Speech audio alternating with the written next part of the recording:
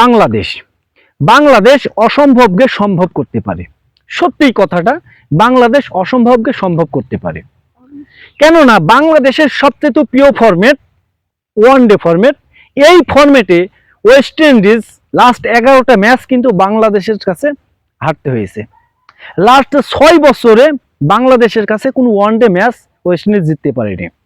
সেই West Indies বাংলাদেশের কাছে 3টা ম্যাচে কিন্তু ওয়েস্ট ইন্ডিজ জিতে নিয়েছে। বাংলাদেশ 3 ম্যাচে কিন্তু হেরে কিন্তু হোয়াইট ওয়াশ হয়েছে।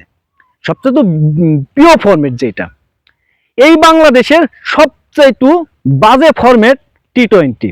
কোনো দলের সাথে ওইভাবে বাংলাদেশ পারে না। ওয়েস্ট ইন্ডিজ বিশ্বসেরা সবাই জানেন যে ওয়েস্ট ইন্ডিজ ভয়ঙ্কর একটা দল টি-20তে। সেই ওয়েস্ট ইন্ডিজের কাছ থেকে বাংলাদেশ একটা ম্যাচ না 2টা ম্যাচ জিতে সিরিজ নিশ্চিত করেছে। এই জন্যই বললাম যে বাংলাদেশ অসম্ভবকে সম্ভব করতে পারে। বাংলাদেশ প্রথম ম্যাচে 147 রান করেও জিতে গিয়েছে। খুবই লো স্কোর ওয়েস্ট ইন্ডিজের কাছে আসলে। তারপরে দ্বিতীয় ম্যাচে বাংলাদেশ মাত্র 129 রান করে, এই ম্যাচটা যখন 29 রান করে, এই ম্যাচটা সবাই কিন্তু একটা বলাবলি করতেছিল যে এই ম্যাচটা ওয়েস্ট ইন্ডিজ 15 ওভারে জিতে নেবে আসলে। কারণ ওয়েস্ট ইন্ডিজের ব্যাটসম্যানরা যেভাবে 4-6 মারে, আসলে ওয়েস্ট ইন্ডিজের কাছে এই রানটা আসলে কিছুই না, পানি খাওয়ার।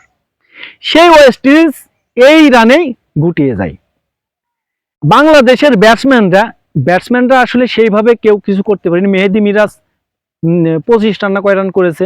তারপরে আপনার হচ্ছে যে সবচেয়ে ভালো খেলা খেলেছে ব্যাটসম্যানদের ভিতরে, সে হচ্ছে শামীম পাটোয়ারি। যারা 100 নিচে স্ট্রাইকার রেট সব মেন ব্যাটসম্যানদের, শামীম পাটোয়ারি 7 নাম্বার উঠে 200-র উপরে স্ট্রাইকার রেট গেছে। তো যাই হোক, ব্যাটসম্যানরা ওইভাবে কিছু করতে পারেনি শামীম পাটোয়ারি ছাড়া। বোলিংরা 129 রান করে, বোলিংরা কিন্তু দুর্দান্ত বল করেছে বলতেই হবে, কারণ না হলে কিন্তু এই ম্যাচটা জিতা একদমই অসম্ভব ছিল। তাসকিন 1 ওভারে 2টা উইকেট নিয়ে কিন্তু ওখান থেকে কিন্তু বাংলাদেশের মুডটা চেঞ্জ করে ফেলেছে। আমাদের যে সবচেয়ে প্রথম টি-20 নায়ক, সে হচ্ছে আপনার হচ্ছে শেখ মেহেদী 4 উইকেট নিয়ে প্রথম ম্যাচে নায়ক ছিলেন ওই ম্যাচের।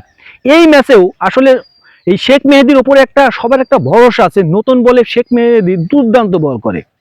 ঠিক এই শেখ মেহেদী আবার নতুন বলে 2টা উইকেট নিয়ে দিকে বাংলাদেশকে কিন্তু প্রায় নিশ্চিত করে দেয় ম্যাচটা জয়ের দিকে। তো বোলিংরা প্রত্যেকটা, আপনি একটা বোলিং এর নাম বলে আসলে হবে, প্রত্যেকটা বোলিং কিন্তু দুর্দান্ত বল করেছে, ভালো বল করেছে। সাকিব, তারপরে আপনার আছে আরো যে বোলিং গুলো আসে, সবাই কিন্তু দারুণ ভাবে বল করেছে। তো এই ম্যাচ 129-এর এই ম্যাচ বাংলাদেশ যেভাবে ওয়েস্ট ইন্ডিজের বিপক্ষে জয়লাভ করেছে, এটা কিন্তু সত্যিই দেখার মতন। এই টাইগারদেরই বাংলার মানুষ দেখতে চাই। এই টাইগারদের দেখতে চাই। কিন্তু এই ব্যাটিং ব্যর্থতা আরো বাংলাদেশকে একটু ভোগাইছে। এই বোলিংদের জোরেই ম্যাচটা জেতা বা এই সিরিজটা জেতা। তো অবশ্যই বাংলাদেশের শুভকামনা তো থাকবেই। আর একটা ম্যাচ আছে, এই ম্যাচটা জিতে বাংলাদেশ যেন বাংলা ওয়াশ করতে পারে ওয়েস্ট ইন্ডিজকে। কেননা বাংলাদেশ প্রিয় ফরম্যাটটা হোয়াইট ওয়াশ হয়েছে। এই টি-20 ফরম্যাটটা জিতে যেন বিশ্ব সেরাদের কাছ থেকে বিশ্ব সেরাদের একটা লজ্জা দিতে পারে। যেমন লজ্জা পেয়েছে বাংলাদেশ প্রিয় ফরম্যাটটা হেরে যেমন লজ্জা পেয়েছে, ওয়েস্ট ইন্ডিজকেও এমন একটা লজ্জা দিতে হবে। কারণ ওয়েস্ট ইন্ডিজ টি-20 বরাবরই সেরা, মানে সবসময় সেরা থাকে। এই ওয়েস্ট ইন্ডিজকে এই সিরিজটা হোয়াইট ওয়াশ করে তারপরে ওদের একটা লজ্জা দিতে হবে। তো দিতে পারলেই আমি মনে করি যে বাংলাদেশ, আশা করি এই পুরা 3টা সিরিজই ভালো একটা কারণ আছে। ওয়ানডে সিরিজটা হোয়াইট ওয়াশ হলেও টি-20 সিরিজটা যদি মানে ওয়েস্ট ইন্ডিজকে হোয়াইট ওয়াশ করতে পারে, তাহলে বাংলাদেশের জন্য আসলে একটা ভালো দিক থাকবে। আর বাংলাদেশ সামনের ম্যাচটা যেন ওয়েস্ট ইন্ডিজকে হোয়াইট ওয়াশ জিততে পারে, তাহলেই হোয়াইট ওয়াশ হবে। আর বাংলাদেশের জন্য তো অবশ্যই শুভকামনা থাকবেই। বাংলাদেশের বোলিংয়ের জন্য, এমনকি শামীম পাটোয়ারির জন্য শুভকামনা রইল।